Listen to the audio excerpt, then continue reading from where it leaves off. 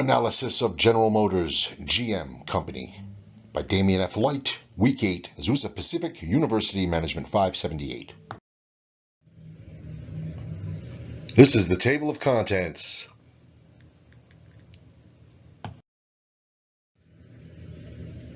This is the introductory slide. GM General Motors has the philosophy and motto, Together for Everyone. It's headquartered in Detroit, Michigan, with employees around the world. General Motors is a company with a global scale and capabilities. It employs over 155,000 people, serves 6 continents, operates across 22 time zones, and has a diverse workforce that speaks over 75 languages. GM is building for the future. GM's new vision is a world with 0 crashes, 0 emissions, and 0 congestions. With their diverse team of 155,000 employees who collectively bring passion, engineering, technology, and design to hopefully deliver on this ambitious future. The bold commitments they've made and moving forward to realizing this vision. Can they deliver? GM amongst the auto industry in 2022. While GM is battling to sever the releasing of toxic and carbon-based emissions, hopefully by 2040 bringing in a whole entire fleet and a whole new line of cars that will operate without the use of a combustible engine. The new philosophy of GM is to adapt to revolutionary trends, adapt to the utilization of hybrid and fuel-efficient cars, trucks, and vans or service and delivery vehicles. GM strives to protect the economy, produce several economy cars through Chevrolet and GMC, and several other luxury brands. The next slides show the environmental turbulence of the company, one for each of the 3 segments in the auto industry, which upholds autos for basic transportation, luxury transportation, and economic transportation by General Motors. This slide speaks on the ratings on the turbulence scale for luxury cars, and though it is a bit higher than the basic transportation ratings, this is due to the trending atmosphere of their luxury brands, including Buick, GMC, and Hummer. The luxury fleets are the most popular of the GM company, as they have luxury trucks and vans. This slide gives the readings and the ratings on the turbulence scale for automobiles and the highly economic transportation division, and GM scores and ratings accordingly. I give the company a moderate rating on these turbulence scales because they are slow to revolutionize their fleets, do not promote their lines and fleets publicly, and have a stagnant reputation abroad. For example, the basic transportation segment might experience higher turbulence in the complexity dimension because small cars are manufactured and sold globally. Automobiles for luxury transportation might be higher in novelty of change due to newer technology that's being added. The autos for highly economic transportation could possibly be rated high in visibility into the future if these cars use electric power with uncertain prospects of success. This slide cites the use of the 4 dimensions, needs being served, consumer types, technology, and geographic areas to segment the automobile industry in strategic business areas. The SBAs for General Motors is cited here, and how each type of customer branches into geography or form of technology being used. This chart segments the technology, geography, customer type, and need being served through the strategic business area, through each type of vehicle. Which kind of customer uses which type of technology for which reason in which environment. This slide, the chart matches aggressiveness to turbulence through 5 different phases: repetitive, expanding, changing, discontinuous, surprisal discontinuous, 1, 2, 3, 4, 5, through environmental turbulence, aggressiveness, degree of change, timeliness, and database or mindset. This is the chart where GM is has an SBA of 4.3 on the strategic aggressiveness scale out of 5 through their entrepreneurial efforts and their pioneering creative attitude and their entrepreneurial style for their future opportunities, building for their future lines. Right now, it's at about a 4.3.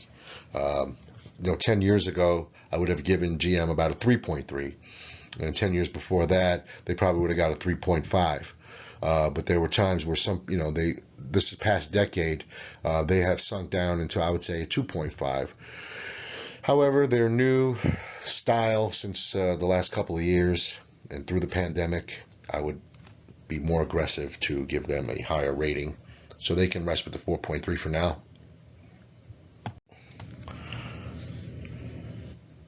This is the slide that measures capability response. And out of 5, GM measures a 3.7, as well as in overall aggressiveness, GM measures at a 3.7.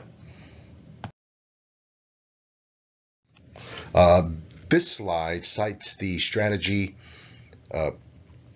being locked in at 3.5 due to the response capability being nodded to a 3.7. This is the slide that describes the responsiveness grades and ratings. There are limitations to GM's knowledge base and problem solving. GM continues to follow the model trends in its developmental lines and the deployment of hybrid vehicles. It can continue a broad swipe in the competition and remain an industry leader for decades to come. What is needed is a new trend defined by GM's innovation within the cultural parameters of the automobile clientele and driving industry, which will enable GM to take more in effect its turn as the leading developer of fashionable and experimental hybrid automobiles in the market that demands efficiency and technological redevelopment.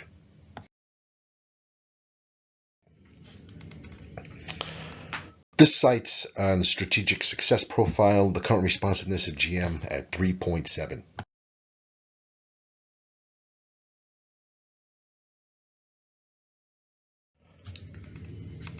And this is strategic success profiles. This cites GM's SBA at 3.7. Environmental turbulence is at a 4, which is a gap to be closed at 0.5. The strategy at 3.5, gap to be closed 1.0, and the capability at 3.7 with the gap to be closed at 0.8.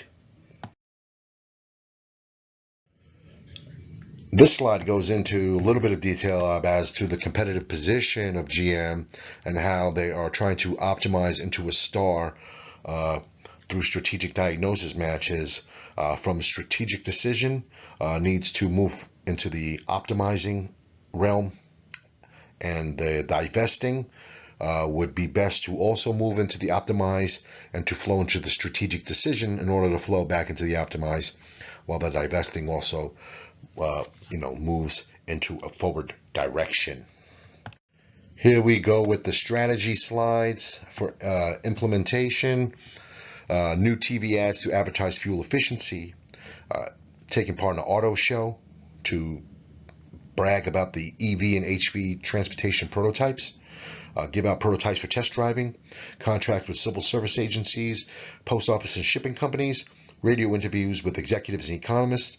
Producing larger luxury HV models for Cadillac, Chevy, and Chrysler. Develop a ridershare vehicle that has extra legroom and trunk space. Split fuel and electric capabilities. Experiment with new types of HV models and trade-in options for older models and HV. There are also other suggestions and strategies to come. GM has lots of competition. GM is rebranding their image, hopes to redirect its manufacturing resources to reflect a fuel-efficient economy and fleet. GM is shifting focus into hybrid and electric vehicles. GM is working to eliminate substitution products. GM is striving to be a leader in the auto industry once more. GM has been working to eliminate combustible engines. GM is making strides. Recently met with investors to discuss a profit-reaping decade ahead. The economy and the company plans to double annual revenues by the end of the decade as it transitions to an all-electric future.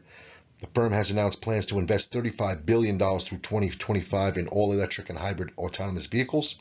Hopes to launch more than 30 new electric vehicle models globally.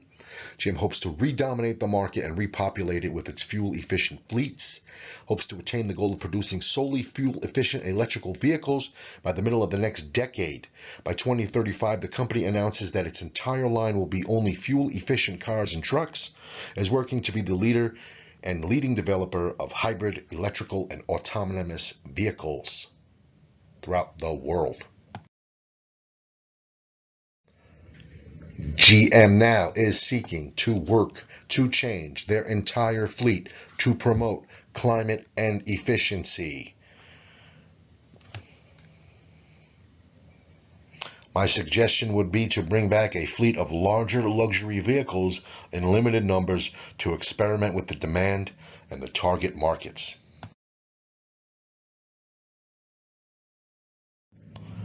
This is the references slide.